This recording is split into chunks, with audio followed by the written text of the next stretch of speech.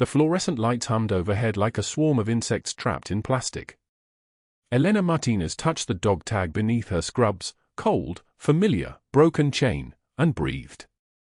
6:47 a.m. Seattle General Hospital in Atlanta smelled like stale coffee and antiseptic, the same combination it had smelled like every morning for the past 18 months. The hallway stretched in both directions, linoleum the color of old bone, and she moved through it like water moving through a channel, present, necessary, unnoticed. Her name badge read Elena Martinez, RN in clinical blue letters. Nothing more. Nothing less. The nurse's station occupied the center of the floor like a cockpit. 3 monitors glowed with patient vitals. Someone had left a half-empty energy drink next to a stack of charts. The break room door hung open, coffee still dripping into a pot that had been full 3 hours ago. Elena checked her assignment board without comment. Room for 12. Room for 18. Room for 24. And room for 37, the one she'd been waiting for since her placement briefing 9 months ago. Commander James Whitmore's daughter. Sarah. 7 years old. Paralyzed from the waist down after exposure to an experimental pharmaceutical trial. The paperwork listed it as complications from a spinal infection. The Pentagon listed it as something else entirely. Elena had the files memorized. She had everything memorized. That was the job. That was always the job. Her hands were steady as she pulled the med cart toward the pediatric ward. 17 years with steady hands. 3 tours. 2 continents. 8 years since her husband's name appeared on a memorial wall at Arlington. Her hands had learned to move through crisis the way other people's hands learn to tie shoelaces, automatic, reliable, impossible to shake. The trembling, when it came, waited for privacy. Room 437's door was half closed. Elena knocked twice, soft, respectful, and pushed it open without waiting for permission. Sarah sat in a wheelchair position by the window, morning light turning her blonde hair into something that caught fire. Small. Fragile. The kind of fragile that made people underestimate what she'd already survived. "Good morning, Sarah," Elena said. Her voice was a half-octave lower than most nurses, the kind of calm that came from having already survived the worst. "How are we feeling today?" "My legs still don't work," Sarah said, staring out the window. 7 years old and already fluent in brutal honesty. "I know." Elena moved to the stand, checking the drip rate. 47 milliliters per hour of a solution that should have been glucose saline but according to the pharmacy logs had been something else for the first 6 weeks of hospitalization. She wrote it down. Everything went into the notebook. The nurse supervisor had already commented twice on Elena's obsessive documentation. That was fine. Let them comment. The documentation was the mission. The vitals monitor showed stable numbers, but Elena's eyes caught what others missed. Sarah's white cell count had been elevated 3 times in the past week. Her blood pressure readings showed a pattern, not randomized variation, but a consistent trend suggesting medication adjustment. Elena checked the medication chart with the careful precision of someone reading code in a language most people didn't speak. "Can I ask you something?" Sarah's small voice pulled Elena from the chart. "Of course. Why are you different from the other nurses?" Elena paused. 7-year-olds could detect truth the way dogs detected fear. Different how? You listen like you actually care. Sarah turned from the window. Her eyes were the color of deep water. Most nurses are nice, but they're thinking about other stuff. "You're thinking about me?" Elena met her gaze. The dog tag beneath her scrub suddenly felt heavier. "I am thinking about you. That's the job." "No," Sarah said. "It's more than that." The monitor beeped softly, just a rhythm check, everything normal, but Elena let the silence extend. She had been taught in 13 different languages how to extract information without appearing to interrogate. She had been taught how to disappear into rooms full of people. She had not been taught how to lie to a 7-year-old who saw straight through to the bone of things. Your legs are going to get better, Elena said finally. Not a promise.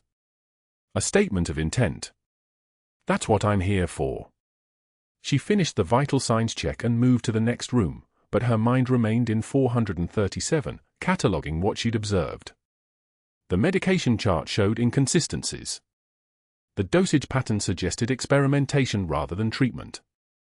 And somewhere in this hospital, someone was documenting all of it as routine pediatric care. That someone would be Dr. Marcus Mercer, chief of surgery. Tall. Silver-haired. The kind of handsome that convinced people he was trustworthy.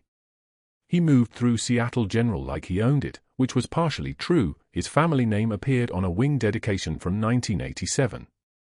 His brother-in-law sat on the hospital board. His ex-wife managed risk assessment for the insurance carriers. Power wasn't a title at Seattle General. Power was knowing which hands held the money and how tightly they gripped it. Elena saw him in the hallway at 9:15 a.m., standing with 3 residents who were nodding at whatever he was saying. His voice carried the practiced weight of someone accustomed to being listened to. He wore a Rolex that probably cost more than Elena's monthly rent. She had already noted the model, 18-karat white gold, Submariner, approximately $11,000. Details. Always details. Never assumptions. Dr. Mercer's eyes caught hers as she passed, and something flickered in his expression. Not recognition. Curiosity.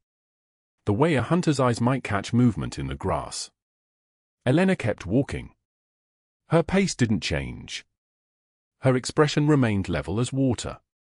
But she felt the weight of his attention the way soldiers feel the weight of eyes from across a valley. She spent the next 3 hours charting.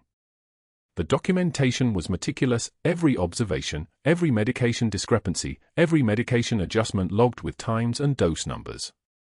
Room for 12:08 hours vital stable, patient reports pain level for tenths, noted medication chart shows increased acetaminophen dosage without corresponding physician order.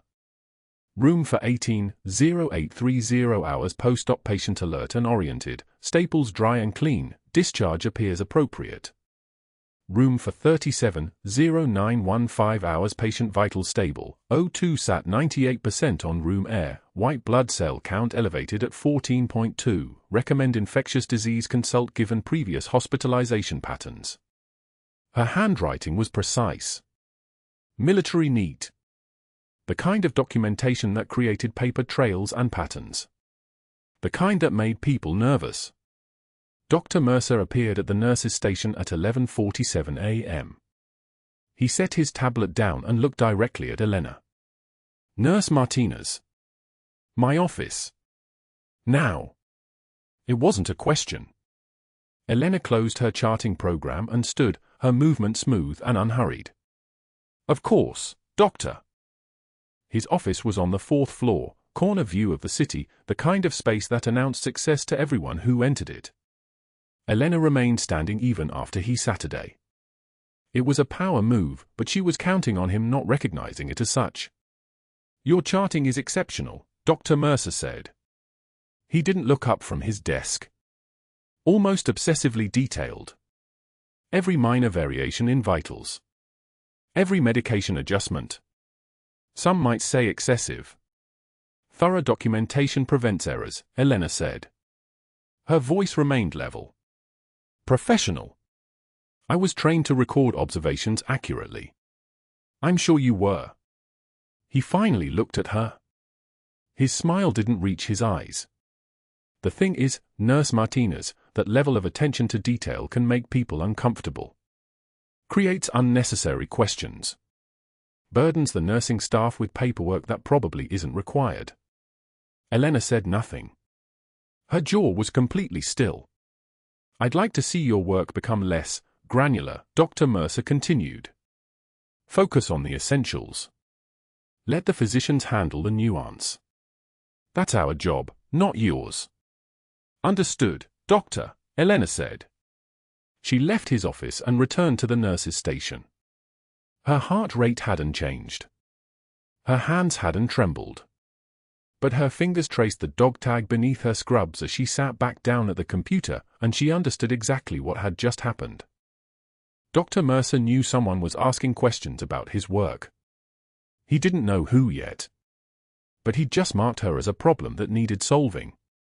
And problems, in Dr. Mercer's experience, could be eliminated through paperwork, through carefully documented violations, through the slow bureaucratic strangulation that left no visible marks. But he didn't know that Elena Martinez had spent the last 17 years studying exactly how systems like his operated. He didn't know that she'd survived things far more dangerous than hospital politics. He didn't know that the dog tag beneath her scrubs bore the name of a man she'd failed to protect once, and she would not fail this time. The room went dead silent. The only sound was the soft rhythm of monitors in distant rooms, and Elena sat at the nurse's station, her hands folded calmly on the desk, and waited for whatever came next. Elena kept her hands folded on the desk, watching the monitor screens reflect in her eyes like windows into other people's emergencies. The night shift was deep and quiet, the kind of quiet that only comes at 3 in the morning when most of the hospital sleeps and the ones still awake are the ones nobody sees. She'd been at Seattle General for 8 months. 8 months of perfect charting, perfect attendance, perfect invisibility. 8 months of documenting everything Mercer did because that's what the mission required. The dog tag beneath her scrubs felt heavier than usual. She pressed her fingers against her collarbone once, feeling the weight of it through the fabric. One tag. Half of a pair. The other was in a box in her apartment, and she hadn't opened that box in 2 years. The intercom crackled. Dr. Mercer requesting all surgical staff in conference room B to 15 minutes. Elena didn't move for a full breath. Mercer didn't request. Mercer commanded. And he didn't call mandatory meetings for nothing. She stood, smoothing her scrubs with the kind of precision that came from years of protocol, and headed down the corridor. The fluorescent lights buzzed overhead like insects, each one casting the same clinical white across her face. The conference room was already half full. 23 people by her count, surgeons, residents, nurses, even 2 insurance liaisons who had no business being in a clinical meeting. Mercer stood at the head of the table in a charcoal suit that probably cost more than Elena made in 3 weeks, his silver cufflinks catching the light like miniature mirrors. He was tall in the way that came from old money and better breeding, the kind of height that was inherited as much as grown.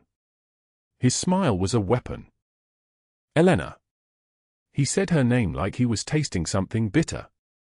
Perfect timing. We were just discussing pharmacology. She nodded once, nothing more. Taking a seat near the back, third from the corner. Angles mattered. You always positioned for the exit. I have a question for you. Mercer's voice carried the confidence of someone who'd never been told no by anyone who mattered. We had a pediatric patient last week. 12-year-old. Presenting with septic shock from a contaminated line insertion. The attending ordered broad-spectrum coverage with vancomycin and piperacillin-tazobactam. Standard protocol. Elena's jaw tightened fractionally. Not enough for anyone to see. But there's a complication. Mercer turned to face her directly, and the room's attention shifted like a school of fish sensing the presence of a shark. The patient was also on a drug interaction that would have reduced the efficacy of both agents by approximately 40%. Now, we have an experienced nurse who was present during that treatment. Very detailed charting. Very thorough. The silence in the room became a presence of its own. So I'm curious, Elena. His voice dropped, became almost conversational. The worst kind of dangerous. Did you catch that interaction and fail to report it? Or are you simply not smart enough to recognize pharmacological contraindications at a 5th grade level? Someone's pen clicked. Once. Then silence swallowed it. Elena didn't move. Didn't blink. Didn't look at him. She turned her attention to the iPad in front of a resident 3 seats down and let her gaze rest on it with the kind of calm that comes from having already survived worse things than words. I'm asking you a direct question. Mercer took a step toward her, his shoes clicking on the tile floor. Click. Click. Click. The sound of a predator approaching prey that wasn't running. Either you're negligent or you're incompetent. Which is it? The interaction, Elena said quietly, was charted as a contraindication note in the patient's record on day 2. 7:03 a.m. The attending ordered the interaction anyway. That's documented. Mercer's smile widened. How interesting that you remember one specific patient from dozens of cases. I remember everything. The words hung in the air. Too simple. Too true. The kind of statement that doesn't sound defensive because it isn't. It's just fact, delivered like wind direction or barometric pressure. One of the surgical residents, a woman named Cassidy who'd been watching with the nervous energy of someone unsure which way the social wind was blowing, let out a small laugh. Then another. Within seconds, it was a ripple. Not everyone joining. The smart ones staying quiet. But enough. Mercer watched Elena's face for a reaction. Found none. His jaw tightened. That was the moment she understood what he was doing. This wasn't about that patient or that interaction. This was reconnaissance. He was looking for the crack in her composure, the place where she'd break, where he could exploit what he clearly suspected, that she wasn't what she appeared to be. She met his eyes for exactly 2 seconds. Let him see nothing. The meeting continued for another 32 minutes. Mercer moved on to other topics, but the tenor had shifted. Everyone in the room had understood the message: this nurse was being circled. This nurse was not protected. Elena stood and excused herself quietly, walking back to the nurse's station with the same measured pace she'd used to approach. Her hands didn't shake. Her breathing stayed even. But she could feel something inside her responding, not panic. Recognition. The sensation of being hunted. It was almost familiar. 3 days later, she was leaving the afternoon shift when Mercer stepped into the elevator just as the doors were closing. He pressed the button for the basement level, where the medical record storage was kept, where nobody spent time unless they had to. The doors slid shut with a hiss of compressed air. You've been asking questions about billing procedures, he said. Not a question.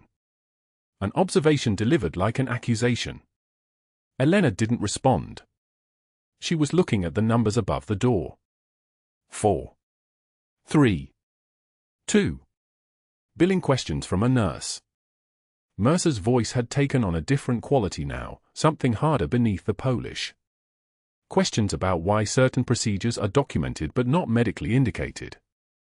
Questions about insurance codes that don't match treatments rendered. The elevator slowed. He reached out and pressed the emergency stop button. The mechanical whine ceased. They were between floors now, suspended in a metal box that suddenly felt much smaller. Let me explain something about Seattle General, he said. His presence seemed to take up more space than it physically should have. This hospital runs on investment. On relationships. On people understanding how things work and not making waves about it. You're making waves, Elena. She turned to look at him directly. Let him see her face in the elevator's polished steel walls, her reflection and his overlapped. You're going to stop asking questions. You're going to stop documenting things that make my departments look questionable. And you're going to do your job, just your job, without any of this. He gestured vaguely, dismissively. Zealot's attention to detail. No, Elena said. The word was so quiet it almost didn't register. But it did. Mercer's face darkened. His hand came up, pressing against the elevator door frame, blocking her exit.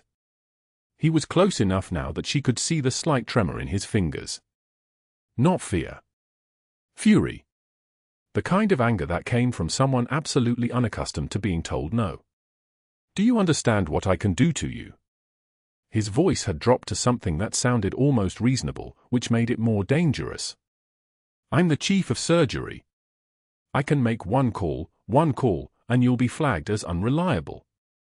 Difficult. Paranoid. By the time I'm done, no hospital in Georgia will touch you. You'll be lucky to get hired as a cleaner. Elena's hands were at her sides.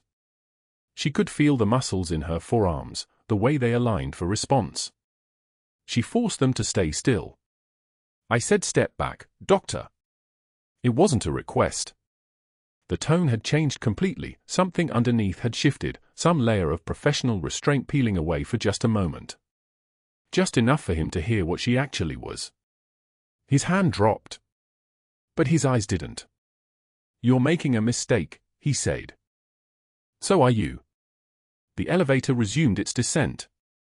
Neither of them spoke again until the doors opened on the first floor and Elena walked out without looking back. But she could feel his stare on her, like a hand gripping the back of her neck. The locker was discovered the next morning. Elena arrived at 5:47 a.m. for her shift, before the day staff began trickling in, and found it immediately. The paint was still tacky. Spray-painted in crude block letters across the metal door, Captain Obvious. No one was in the locker room. No witnesses. No way to report it without revealing who they'd named it after. Elena gathered her things methodically. Changed her shoes. Secured her badge. Then she sat in her car in the parking lot for 18 minutes, not moving, her hands gripped so tightly around the steering wheel that her knuckles turned white. The rain had started, a soft Atlanta rain that fell like exhaust, warm and heavy and wrong for the season. Her jaw was clenched tight enough to hurt. Her breathing was controlled, measured, disciplined. But something inside her had cracked. Not visibly. Not publicly.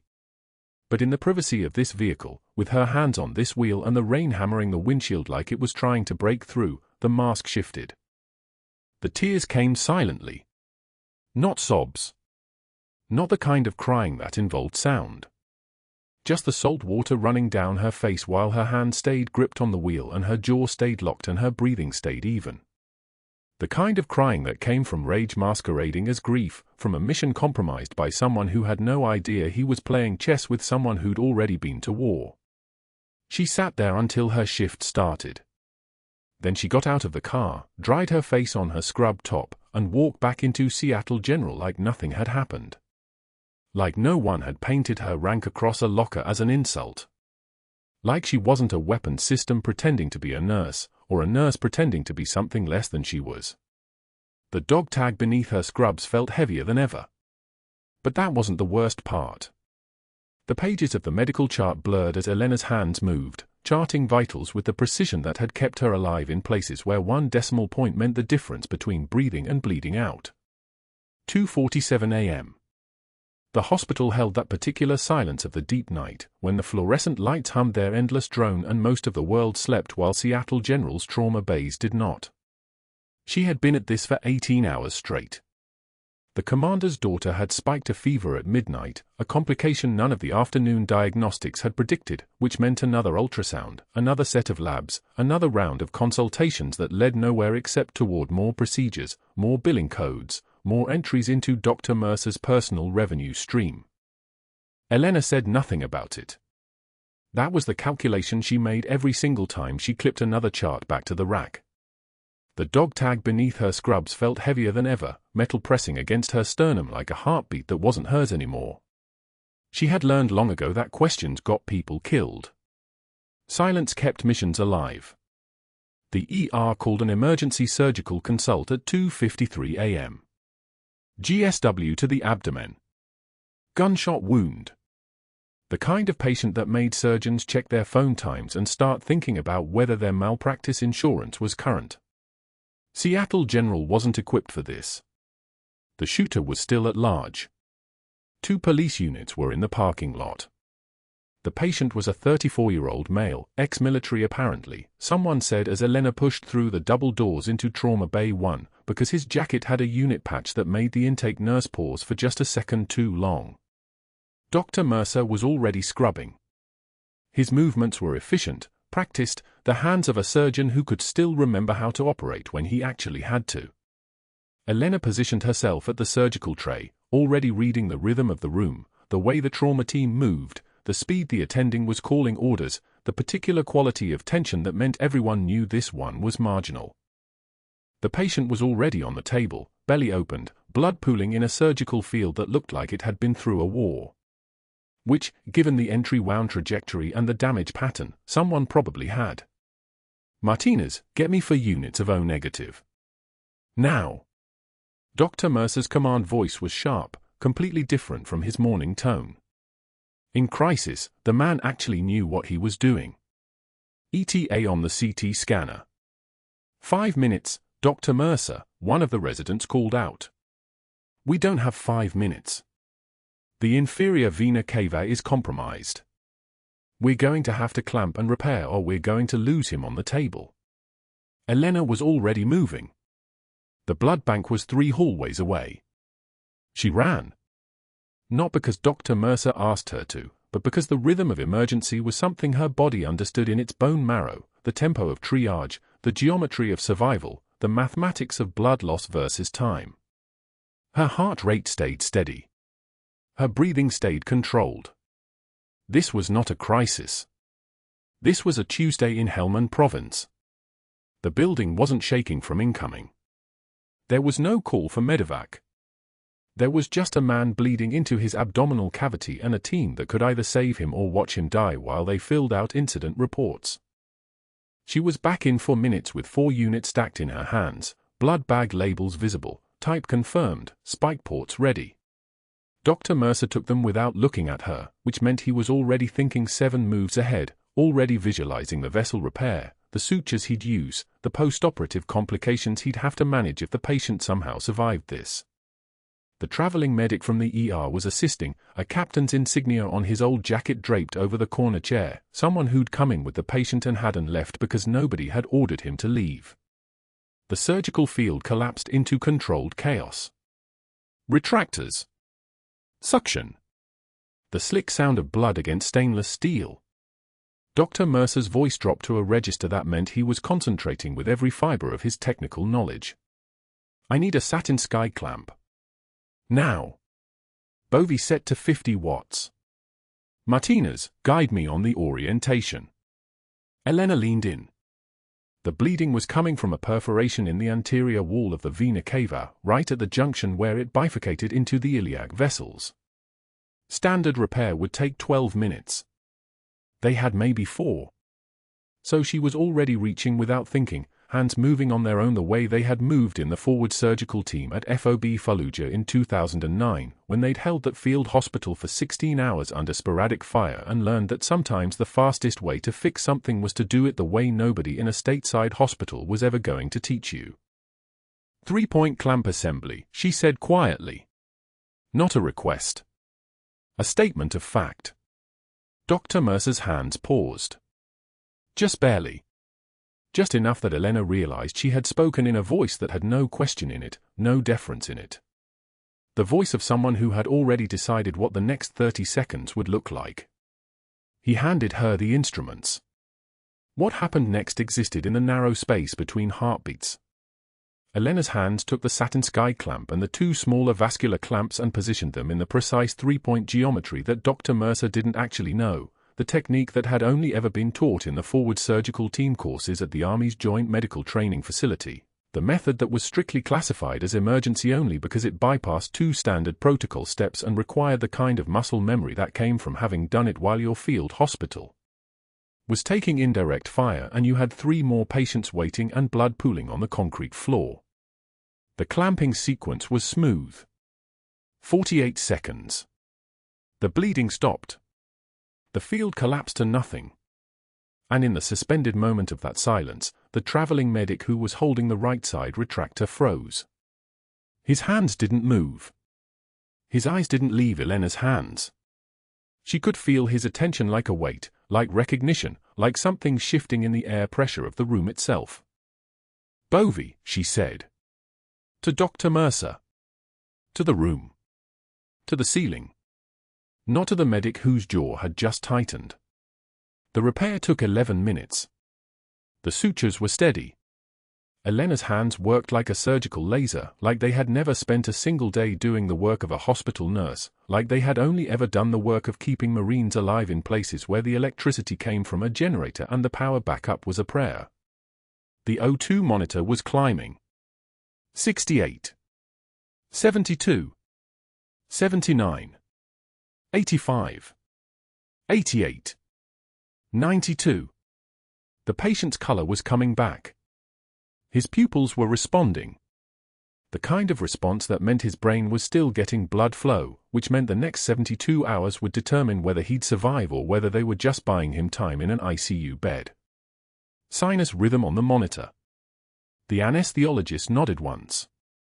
Dr. Mercer looked at Elena and said nothing, which meant he was working through a series of calculations in his head about what he had just witnessed and what it meant that his operating room had a staff nurse who could position a three-point clamp assembly like she was wearing the insignia of a trauma surgeon.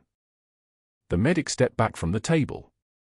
His name tag read Clayton and below it a unit designation that made Elena's chest tighten: 1st Battalion, 5th Marines. Dark Horse. Not her battalion, but her war. Her branch. Her people. He was staring at her hands. At the wedding ring she still wore on her right hand, gold with a Marine Corps insignia embedded in the band. At the way her jaw was set. At the precision of her movements in ways that transcended nursing school. The door of Trauma Bay 1 swung open. The patient was stable enough for transfer to the ICU. Monitors were already being disconnected. Orders were already being called for post-operative protocols and antibiotics and the 1,000 small interventions that kept a bullet-hole human alive. Elena turned away from the surgical field. She moved toward the instrument tray to begin the clean protocol. That was when Clayton stepped directly into her path, blocking her exit with his shoulder and the quiet inevitability of someone who had just figured out a puzzle he'd been working on since the moment she'd positioned those clamps. His voice was low. Almost a whisper. The kind of voice that got used in hospitals to talk about things that weren't supposed to be spoken aloud. You served. It wasn't a question. Elena's jaw clenched once. A single muscle contraction. No more. Her eyes met his for exactly 2 seconds, and what he saw there made him exhale slowly, like he'd been holding his breath since he recognized her technique. Helm and Province. 2009. Elena didn't confirm it. She didn't deny it. She simply moved around him toward the sink, where she began peeling off her gloves with the methodical precision of someone whose hands had been trained to remain steady in any circumstance, which meant conversations about classified assignments and forward surgical teams and the specific three-point clamping technique that only existed in the fever dreams of trauma surgeons who'd actually operated under fire. What she didn't know was that Clayton had just set something in motion. A recognition. A connection. A thread that would pull through the next 72 hours like a tripwire through her carefully constructed cover. The monitor flatlined at 3:47 p.m. on a Tuesday. Commander's daughter, 7 years old, name of Sarah, lungs collapsing like punctured balloons, had been admitted for a routine follow-up on the paralysis that had owned her body since infancy. Elena had flagged the admission 3 days prior, the one she wasn't supposed to flag, the one that connected to the file she'd buried in her encrypted phone. Sarah should have been stable. Sarah was breathing fine at 2:30 p.m. At 3:44 p.m., her oxygen saturation dropped from 96 to 78 in 90 seconds. Tension pneumothorax. Air trapped in the pleural space, compressing the lungs, crushing the heart. The kind of emergency that kills in minutes. The thoracic surgeon was in surgery. 40 minutes out. 2 residents stood frozen beside the bed, eyes locked on the monitor as the numbers fell: 72, 68, 61. Sarah's tiny chest wasn't moving. The ventilator was pushing air into a space that had nowhere for it to go. We need a needle decompression, someone said. Elena was already moving. Not running. Never running. Moving like a person who had held a forward surgical team together while mortars came down in Helm and Province, like someone who understood that panic was a luxury bought with blood. She grabbed the 14-gauge angiocath needle from the crash cart, positioned it at the second intercostal space, mid-clavicular line, the anatomical landmark burned into her muscle memory from 12 years ago, from an airfield outside Fallujah where a Marine with a sucking chest wound had taught her that precision under pressure was the difference between a name on a memorial and a name that went home. Step back, she said. It wasn't a request. It was a command. The needle went in. Air hissed, a sound like a tire deflating, like the sound of salvation in a syringe. The oxygen saturation began climbing. 65, 72, 81, 88. Sarah's tiny lungs expanded. Her heart found rhythm again. But the needle was a temporary fix. A tourniquet holding back floodwater. Sarah needed a chest tube, needed proper decompression, needed a surgeon who wasn't 39 minutes away anymore. Elena glanced at the clock. At the monitor. At the child's face, purple-gray, struggling. She'd sewn this child's medical file into her operational memory. 7 years old. Paralyzed since age 2. Experimental treatment administered in Fallujah when her father was stationed there, the kind of treatment that left no paper trail, the kind that made Elena's classified assignment necessary. The kind that meant this child was supposed to be monitored, protected, kept alive long enough to testify if it came to that. Sarah's saturation began dropping again. 87, 84, 79. The needle was already failing. Elena's hands moved on their own. 23 years of military medical training doesn't obey hesitation. She grabbed the surgical tray, her field kit, the one she kept locked in her assigned locker, the one she was never supposed to need, the one she'd carried through Kandahar and Sanjan Valley and into this fluorescent-lit hospital room in Atlanta. Her fingers found the sterilized combat knife, the edge kept sharp enough to separate tissue like prayer. "What are you doing?" one of the residents whispered. She didn't answer. Elena's jaw clenched once. That was all the emotion the room would see. She positioned the knife at the 5th intercostal space and made the incision with the kind of surgical precision that came from having done this in a field hospital with IED shrapnel still in the air. Muscle memory took over. Ribs spreading. The pneumothorax collapsing like a deflated lung should. She placed her gloved fingers directly on Sarah's heart and compressed, 1, 2, 3, and felt the child's pulse thunder back against her palm like a horse learning to run again. Sinus rhythm, someone said. Then louder, sinus rhythm. The monitor confirmed it. 88 beats per minute. Blood pressure climbing. Sarah's color changing from purple to pink to something almost human. Elena stepped back. She removed her gloves methodically. Deliberately. The same way she'd removed them in triage tents and trauma centers and the kinds of places that didn't exist on any map. Around her, the room had gone so quiet that the fluorescent light seemed to hum louder, as if the electricity itself was holding its breath. Sarah's eyes opened. Confused. Traumatized. But open. The resident, a young man with a face gone the color of hospital walls, stared at Elena like he was looking at someone he'd never seen before, someone who couldn't possibly exist in scrubs and a name badge. "You served," he said. It wasn't a question. Elena met his eyes for exactly 1 second. "Wrong person," she said, and turned toward the door. She made it 7 steps down the corridor before the page came through. Not to the nursing station. Not a general call. Her name. Elena Martinez to Dr. Mercer's office. Immediately. She knew what was coming. She'd spent enough time in military settings to recognize the machinery of institutional punishment grinding to life. She'd saved the commander's daughter. She'd violated 19 protocols doing it. In Dr. Mercer's documentation, those weren't contradictions. They were a narrative. A carefully constructed trail of evidence that Elena Martinez was a liability, reckless, dangerous, willing to circumvent every safety procedure in the hospital's risk management database. The office smelled like leather and cologne and the particular staleness of power that knew how to weaponize paperwork. Dr. Mercer sat behind a desk the size of a luxury sedan, his face arranged into an expression of professional disappointment, the mask that administrators wore when they needed to destroy someone while maintaining plausible deniability. "Sit down," he said. She stood. "Your actions today were documented," he continued. 19 separate protocol violations. Using unauthorized equipment. Performing procedures outside your scope of practice. Exceeding authority without consulting. The child was dying, Elena said. "I'm aware." His voice was calm. Surgical. You may have saved her life. You've also exposed this hospital to catastrophic liability. A 13-year-old performing emergency thoracotomy with a combat knife, do you understand what Joint Commission will do with that? Do you understand what the media will do with that? Elena kept her hand still. Kept her breathing level.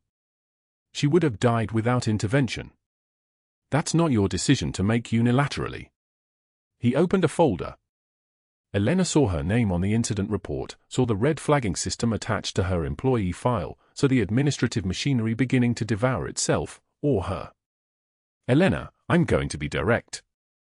This hospital doesn't need this kind of attention. We've worked very hard to maintain our reputation, our accreditation, our insurance contracts, Elena said. The silence lasted exactly 3 seconds. His eyes hardened into something closer to hate. You're terminated, effective immediately, he said. Security will escort you from the building. Your final paycheck will be mailed to your address on file. You're not to speak to patients, staff, or media regarding this incident. Violation of that condition will result in immediate legal action. Do we understand each other? Elena removed her badge. Set it on his desk. The plastic face smiled up at them. Elena Martinez, RN, Seattle General Hospital, already becoming a stranger. She walked to her locker for the final time. Hand steady. Jaw tight enough to crack teeth but not tight enough to show. She gathered her personal items, a change of clothes, a water bottle, the dog tag on a broken chain that hung beneath her scrubs, hidden against her collarbone for the past 4 years. The tag belonged to her late husband, Marcus. A USMC serial number. A name. A piece of metal that represented the only person who had ever known what Elena really was. The locker door closed with a click. Behind her, nurses pretended not to watch. They'd already heard the rumors. Reckless. Dangerous. The kind of person who endangered patients by doing heroic things. The narrative had been written. The door had been closed. The rain started before she made it to her car. Not a drizzle. Not a gentle evening shower. Real rain, the kind that hammered the pavement like applause or judgment, depending on your perspective. Elena drove to Arlington National Cemetery because there was nowhere else to go. No safe house. No handler waiting at a dead drop. No Pentagon office with brass ready to pull her in. Those things had belonged to Captain Elena Martinez. The woman climbing out of this car in a hospital employee parking lot at 6:15 p.m. on a Tuesday was just a nurse who'd been fired for saving a life. The rain was cold. It soaked through her scrubs, through her skin, until the shivering wasn't cold, it was something that looked like cold but felt like the kind of breakdown that soldiers don't permit themselves to have. She stood at Marcus's grave for 20 minutes without moving. The headstone was granite and merciless. Underneath his name was his unit, 3rd Battalion, 5th Marines. Underneath that, beloved husband. Forever missed. She pulled the dog tag out from beneath her soaked scrubs and held it in her fist so tight the metal edges cut into her palm. I couldn't protect them either, Amor, she whispered. I couldn't protect Sarah. I couldn't protect the other children. Couldn't protect the mission. Couldn't protect, her voice cracked. She forced it back together. I failed. The mission failed. I failed you. The rain hammered harder. Around her, Arlington was silent, thousands of graves holding thousands of names, holding thousands of stories of people who had given everything. She'd always believed she belonged here. Now she understood, she didn't belong anywhere. Her phone buzzed. A news alert. Seattle General Investigation, former nurse uses unauthorized equipment in emergency procedure. The hospital's media relations team had already gotten ahead of the story. The narrative was hardening. In 48 hours, she'd be the unstable employee who ignored safety protocols. In 72 hours, she'd be the cautionary tale told to new nurses about what happens when you think you're smarter than policy. She stood there in the rain for another hour. long enough to understand that the Defense Intelligence assignment was over. The 3-year operation investigating the Fallujah pharmaceutical trial was finished. Sarah was safe, or as safe as a paralyzed child of a Marine commander could be, with her cover blown open and no one left inside Seattle General to continue the surveillance, to log the inconsistencies, to gather the evidence that would prove the experimental treatment and its devastating side effects. The rain began to ease. Elena held the dog tag and looked at Marcus's name and understood that she'd accomplished nothing. The children in Fallujah were still paralyzed. The pharmaceutical trial was still running. Dr. Mercer was still employed. And she was standing alone in a cemetery in the rain, holding a dead husband's name, with no way back inside the hospital where the truth was. And then she heard it. A sound like distant thunder, but wrong, rhythmic, mechanical. The kind of sound that didn't belong in Arlington Cemetery at 8:47 p.m. on a Tuesday night. She looked up through the rain and saw lights cutting through the darkness. 2 sets. Then 3. Then 4. Helicopter rotors. Multiple aircraft. Moving toward her position. Elena's hand closed around the dog tag. Her composure, which had cracked at her husband's grave, snapped back together like a closing fist. She turned toward the sound and waited. She had no idea what was about to happen next. But standing in the rain at Arlington, holding Marcus's dog tag, she understood that she was no longer just a fired nurse with nothing left to lose. She was Captain Elena Martinez again. And someone had just called in the Marines. The fluorescent lights of the administrative office hummed their steady mechanical song as the clerk's fingers moved across the keyboard, scrolling through background check results that didn't belong. Elena's entire career hung on the pause button between one keystroke and the next. The flag appeared in the system at 8:47 a.m. on a Tuesday, security clearance level Delta 7, the kind of classification that civilian nurses didn't possess. The kind that belonged to people who had names the government preferred to keep buried. By 9:15 a.m., Human Resources had convened an emergency meeting. By 10 a.m., the question had been asked in tones that suggested someone had made a terrible administrative error. Elena sat across from 3 people in business casual attire, holding a folder that contained exactly nothing they could prove. She didn't flinch. She didn't blink. She answered every question with the flat precision of someone reading a script she'd memorized years ago. "Just old paperwork," she said. "Military family. My father's clearance probably got mixed up with my application when he passed. They wrote that down. They seemed to believe it, or at least seemed to want to." The folder was flagged for legal review, but nothing more. Elena walked out of that office with her hand steady and her pulse exactly where it had been when she walked in. The trembling came later, in the parking lot, when the first helicopter hadn't yet appeared on the horizon. That's when the combat medic found her. She was loading the final items from her locker into a cardboard box when she heard the voice from 3 years and 4,000 miles away. "Captain Martinez." His accent carried the weight of every patrol base in Helmand Province, every convoy that had come back short a person. The traveling medic from the ER, she'd seen him twice during her time at Seattle General, moving between hospitals on contract work, and neither time had he blinked at her presence. Until he'd watched her save a gunshot-wound patient with a technique that wasn't taught in civilian trauma rotations anymore.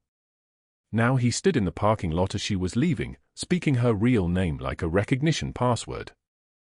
Elena's jaw tightened imperceptibly. She didn't turn around immediately. When she did, her eyes met his with the flat calm of someone who had already prepared for this moment 5 times over. Hospital staff were moving past them in that strange rhythm of shift change, people half awake, phones in hands, some of them already stopping. "Recording." "That's not the right name," she said quietly.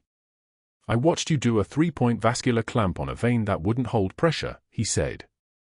"At Bagram, you taught my sister that technique before the convoy left. You're the only person who ever made it stick." He stepped closer. His voice dropped. "There's a chaplain inside. He's been asking about you since the news hit the system. There's an admiral here visiting his daughter.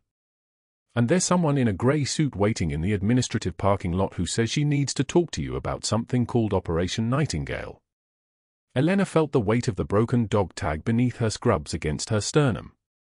The last piece of Marcus that she'd kept when everything else had been buried at Arlington. She'd worn it every single day for 2 years and 17 days. Through humiliation. Through termination. Through standing at his grave in the rain telling him she'd failed. "Tell them 5 minutes," she said. "I need to get my things." The chaplain was waiting in the cafeteria when Elena came back inside. He was 72 years old, with silver hair that caught the light like burnished steel, and he stood up the moment she appeared as if someone had called attention.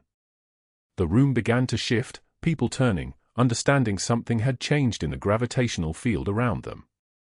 The chaplain opened a small leather notebook and began to read in a voice that resonated like hymnal singing.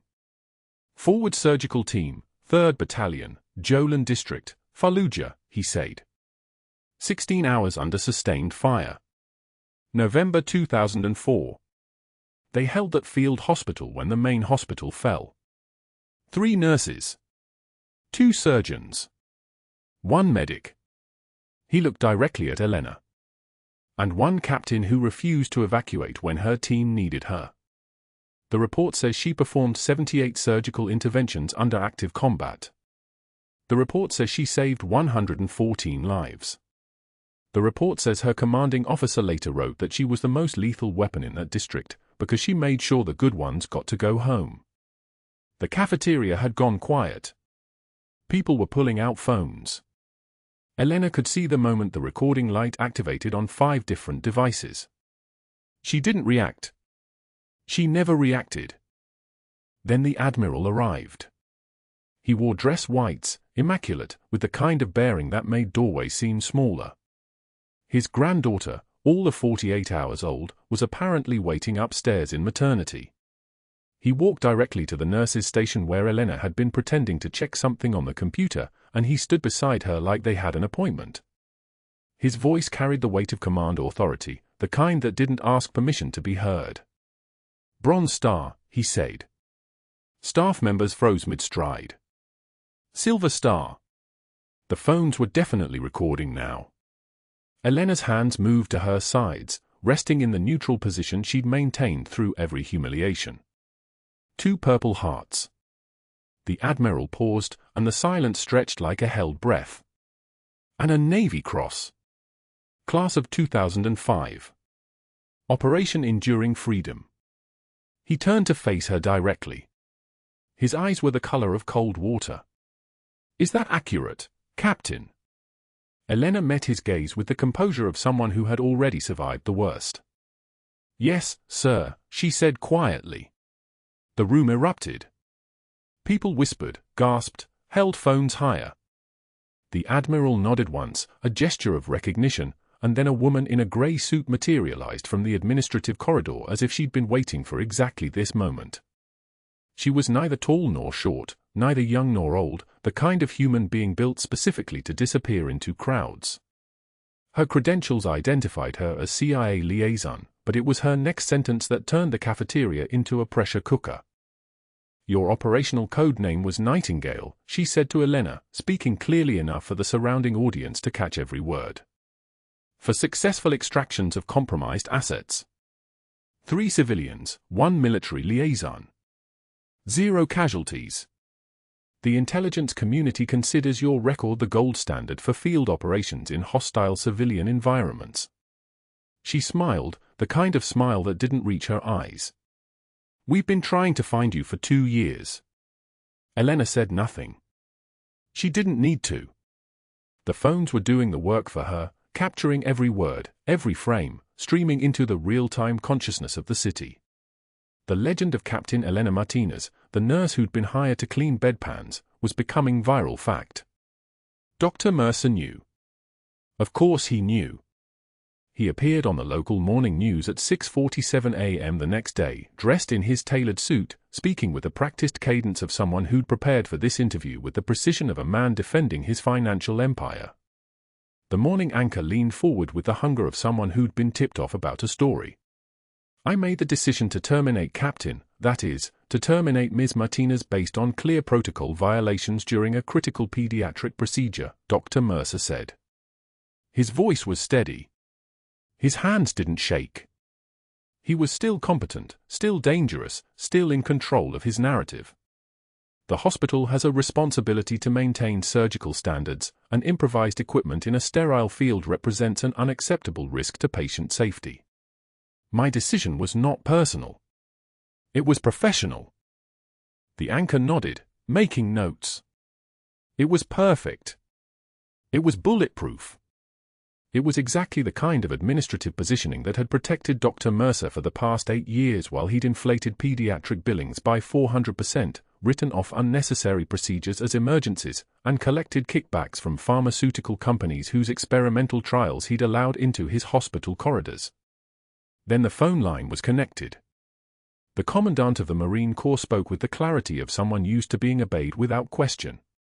His words arrived through the studio speakers like a command from a higher authority, and Dr. Mercer's face began to drain of color in real time, captured by high-definition cameras for the evening news cycle.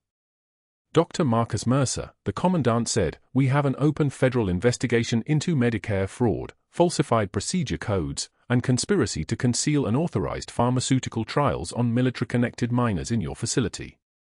Federal warrants were issued at 5:30 a.m. this morning. Your medical license is suspended pending federal grand jury proceedings." The Commandant's voice didn't rise. It didn't need to. Captain Elena Martinez, who initiated this investigation through her meticulous documentation of billing anomalies and protocol deviations, has the gratitude of the Department of Defense and the respect of every Marine Corps family whose child was protected because of her vigilance. Dr. Mercer's mouth opened and closed like something dying in shallow water. The segment continued for 17 more minutes, but the outcome was already decided. The narrative had flipped. The competent bureaucrat had become the cornered criminal. The system that had protected him through 7 years of methodical fraud had collapsed in front of 700,000 viewers before breakfast. 2 years later, it was a folding table outside a strip mall in Tucson. The name tag read Steve.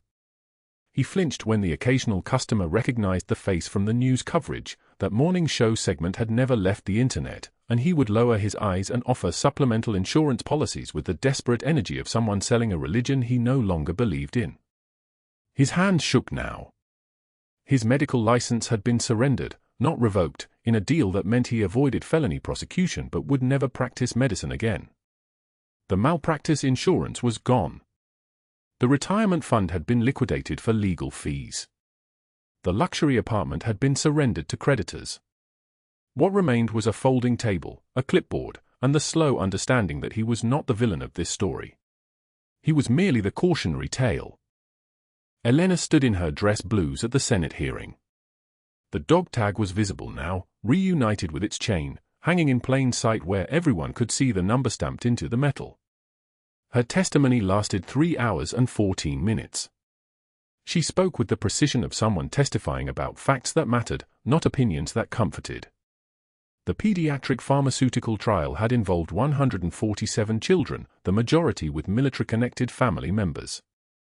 The experimental treatment for treatment-resistant epilepsy had been 400% more expensive than FDA-approved alternatives. The billing codes had been fraudulent. The clinical data had been falsified. The children had been subjects, not patients. They deserved to be protected twice, she said, her voice steady as a surgical laser. Once from the experiments. Once from the people who claimed to be healing them. The Senate passed the Children's Protection in Military Medicine Act 3 months later. Federal oversight provisions went into effect. Hospital billing transparency requirements became law. Every pediatric trial connected to military families would now require independent medical oversight. Every physician involved in protocol deviations would face automatic federal review. Elena was offered the position of Chief of Trauma Services at Seattle General. She declined. Instead, she took the night shift in the ER, where the patients came through the doors broken and desperate and completely unaware that the quiet nurse in scrubs checking their vitals had once held more power than most admirals. Where she could save lives without ceremony. where no one needed to know her history, her rank, or the names of the people she couldn't bring back from Fallujah. The trembling wasn't fear. It was restraint. The veteran who came through the ER on a Tuesday in March recognized something in her movements, something in the way her hands moved with the grace of someone who'd done this 1,000 times under fire. When she adjusted his for with the efficiency of muscle memory, he nodded once. She nodded back. No words necessary. They both understood what it meant to choose the work over the recognition, to prefer the quiet competence of healing to the loud noise of medals and promotion. Marcus would have understood too. She didn't need to say his name out loud anymore. The dog tag was enough. The work was enough. The knowledge that she'd saved the children who might have become casualties of bureaucratic negligence was enough. Some heroes didn't need parades. Some heroes just needed bedpans and 4 lines and the permission to do what they'd always done best, refuse to let anyone go home broken if there was even a single thing they could do to stop it. And sometimes, the most dangerous warrior in a building wasn't the one with the rank on their collar. It was the one with nothing left to lose. Hit that like button and subscribe if you haven't already.